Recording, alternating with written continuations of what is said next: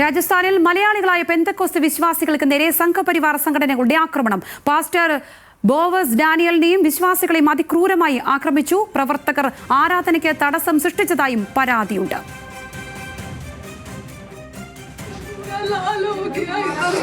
एक बच्चा कौन था? एक लड़कों को मार रहा है। चाहिए ना? चाहिए। खाली पूछना है।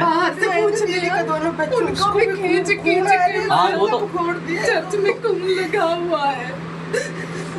खींच के मारा क्रिस्टो की आंख में लगे। हम लोग चुड़ा रहे हैं लड़कियों को, कहीं पे हाथ लगा रहे हैं।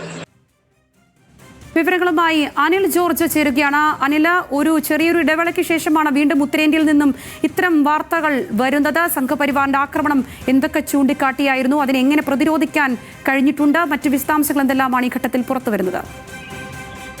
സംഗീത, ഇന്നലെയായിരുന്നു രാജസ്ഥാനിലെ ജയ്പൂരിൽ അസംബ്ലീസ് ഓഫ് ഗോഡ് എന്ന പെന്തക്കോസ്ത് സഭാ സമൂഹത്തിലെ വിഭാഗം, ഒരു പ്രത്യേക വിഭാഗമാണ് അസംബ്ലീസ് ഓഫ് ഗോഡ് എന്ന പെന്തക്കോസ്ത് വിഭാഗം. അവരുടെ ഞായറാഴ്ചത്തെ പ്രാർത്ഥന ശുശ്രൂഷകൾക്കിടെയായിരുന്നു ഇത്തരത്തിലുള്ള ആക്രമണം ഉണ്ടായത്. ജയ്പൂരിൽ നേരത്തെ ഇവർക്ക് നേരെ ഭീഷണി ഉണ്ടായിരുന്നു. തുടർന്ന് ഇവർ സമ്മേളിച്ചിരുന്ന അവരുടെ ആരാധനാലയത്തിലേക്ക് ഒരു സംഘം ആളുകൾ തള്ളിക്കയറുകയായിരുന്നു.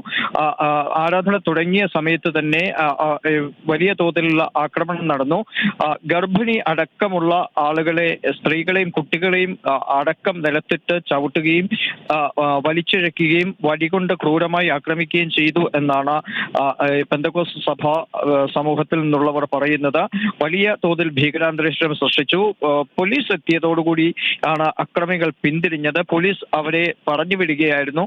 തുടർന്നാണ് ഇവരെ അവിടെ നിന്ന് ഇവരുടെ ആരാധനാലയത്തിൽ നിന്ന് പുറത്തേക്ക് ഇറക്കി പോലീസ് സ്റ്റേഷനിലേക്ക് കൊണ്ടുപോവുകയായിരുന്നു. തുടർന്ന് ഈ അസംബ്ലീസ് ഓഫ് ഗോഡിന്റെ ബാക്കിയുള്ള സ്ഥലങ്ങളിൽ നിന്നുള്ള വിശ്വാസികളും അവിടേക്ക് എത്തി. തുടർന്ന് ഇവർ പോലീസ് സ്റ്റേഷന് മുമ്പിൽ പ്രത്യേക പ്രാർത്ഥന നടത്തുകയും ചെയ്തു. പക്ഷേ ഇപ്പോഴും ഇവർക്ക് നേരെ ഭീഷണി തുടരുന്നുണ്ട് എന്നാണ് നമുക്ക് ലഭിക്കുന്ന വിവരം. ഇവരുടെ ആരാധനാലയം താൽക്കാലികമായി പോലീസ് അടച്ചിരിക്കുകയുമാണ്. ശരി, സംഘപരിവാർ ആക്രമണമാണ് ഉണ്ടായിരിക്കുന്നത്. അനിൽ ജോർജാണ് വിശദമായ വിവരങ്ങൾ പങ്കുവച്ചത്.